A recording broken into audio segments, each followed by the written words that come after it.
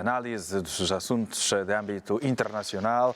Mantém um contacto imediato com Issao. Muito boa noite, bem-vindo à Hora 10. Começamos com o Fórum Paris para a Paz. A abordagem de Emmanuel Macron visa, utiliza o termo, dar mais liberdade às nações para as suas próprias decisões? Boa noite, Paulo. Boa noite, meus amigos da PTA. Bem, é uma constatação óbvia, não é? As políticas do Estado são políticas soberanas. Cada Estado é livre de decidir o que quiser em relação ao bem do seu próprio país, das suas populações. Mas, também, como se pode imaginar, estamos no mundo todos juntos, não é? As decisões de uns acabam por afetar também, digamos assim, o bem-estar de outros povos, de outras nações, mesmo se se encontrem em continentes diferentes. E, aliás, é este o grande princípio que norteou a fundação da Unesco, que é a Fundação das Nações Unidas para a Paz, ou seja, para a Educação e Cultura, que tem como lema que é da mente dos homens que nascem as guerras, e é nelas que devem ser fortificadas as estruturas da paz. Ou seja, se os Estados tomarem decisões tendo em conta também os interesses dos outros Estados, este mundo será um mundo cada vez melhor. Mas se os Estados continuarem a tomar decisões, sobretudo os Estados que têm uma maior preponderância nesse sistema, continuarem a tomar decisões quase que egoístas, egocêntricas, bem, os efeitos colaterais continuam a ser sentidos nos Estados de países terceiros. E é isso que está na base de muitos conflitos odiernos. Num mundo cada vez mais interligado, as decisões devem ser concertadas, deve-se olhar para os interesses dos outros Estados, deve-se evitar posições muito individualistas ou, enfim, unilateralistas que ameacem o bem-estar de outros povos, para se adotarem decisões cada vez mais multilaterais, concertadas, conjuntas, que salvaguardem o interesse da paz e da segurança internacionais. Porque, ao fim e ao cabo, todos saem a ganhar quando o mundo é pacífico e todos saem a perder quando o mundo mergulha em conflitos permanentes, cujo êxito é quase sempre, digamos assim, ou é incerto ou é muito catastrófico, tendo em conta o poderio militar que muitos Estados do mundo acumularam nos últimos 70 anos. Pois, ainda nessa questão, e de forma muito sintética, António Guterres olha para, ou defende uma agenda para a paz baseada na Carta das Nações Unidas e no direito internacional. E fala aqui justamente de combate às causas profundas dos conflitos e impedir que a semente da guerra germine. Como é que o mundo poderá posicionar-se e conseguir combater essas causas profundas?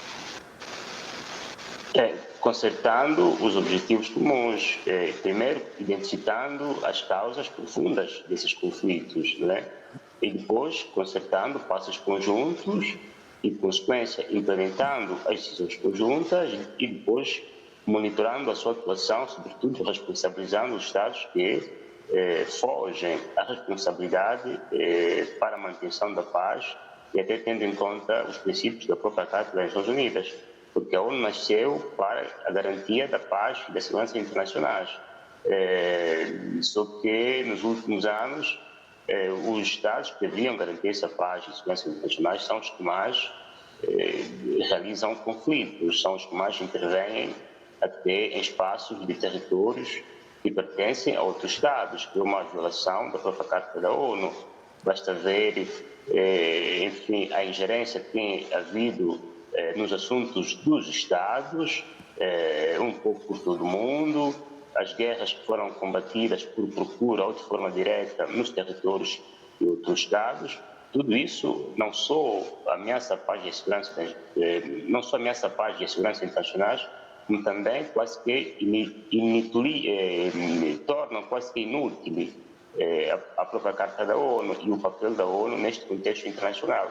Então, se é verdade que, como diz o secretário-geral da ONU, a paz deve ser construída a partir da Carta da ONU, também, portanto, olhar-se para uma espécie de responsabilização daqueles que mais violaram essa paz no contexto internacional, maximizando os seus ganhos nacionais em prejuízo dos ganhos coletivos, não é? É este o grande negócio que o mundo enfrenta, sobretudo desde o fim da Guerra Fria, porque se antes havia uma espécie de equilíbrio, havia de forma concertada dos polos que se gladiavam mais, tinha a ideia de paz estratégica.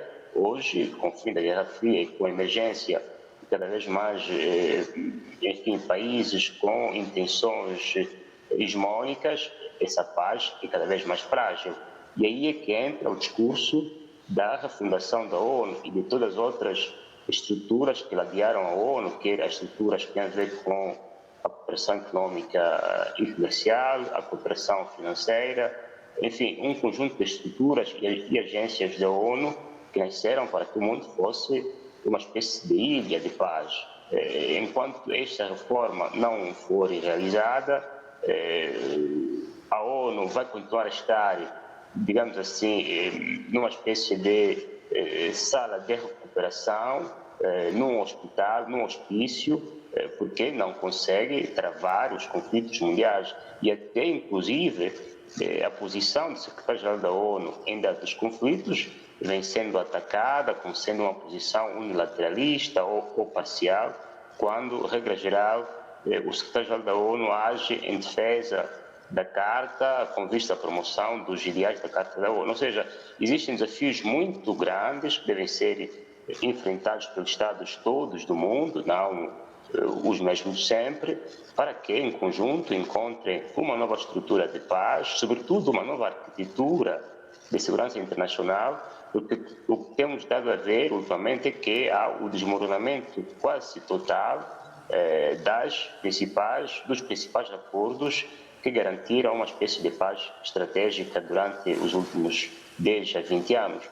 Não havendo isso, os Estados não têm quase que uma obrigação de direito internacional para agirem de acordo com uma espécie de restrição, contenção, salvaguardando a paz internacional. Hoje, todos os Estados do mundo estão armados até aos dentes, cada um tentando maximizar os seus interesses, cada um tentando resolver os conflitos por via militar. Isto tudo fragiliza a paz internacional. Ou seja, há um grande desafio, não só no sentido da refundação da ONU, como também de uma nova atitude em relação a que tipo de relações é que o mundo quer estabelecer nesta parte do século XXI.